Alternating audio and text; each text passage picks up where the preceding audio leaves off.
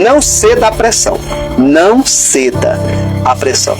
Toda crise, ela gera uma pressão. Lembra dos discípulos dentro do barco, né? A crise ali foi a crise de uma tempestade. Uma tempestade se levantou, exatamente, com muita força no meio ali do mar. E eles começaram a lutar, mas chegou um momento que eles não suportaram mais. E aí eles tiveram que gritar pelo Senhor Jesus, exatamente. Talvez se eles tivessem gritado antes, não teria acontecido tudo o que aconteceu, certo? Mas no meio daquela tempestade, certo?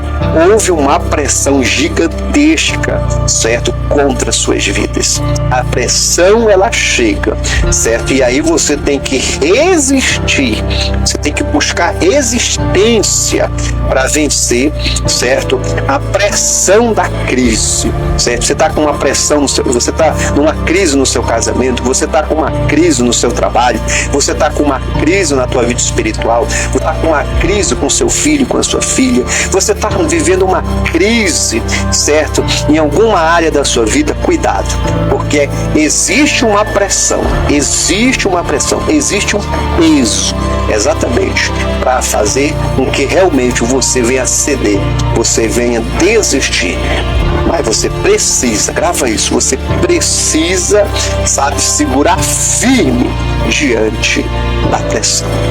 A gente lembra também o caso de Saul, que quando o Senhor disse através de Samuel, olha, tu me espera que eu vou fazer o sacrifício. O texto é claro lá. Quando ele viu os inimigos se aproximando, o que é que aconteceu?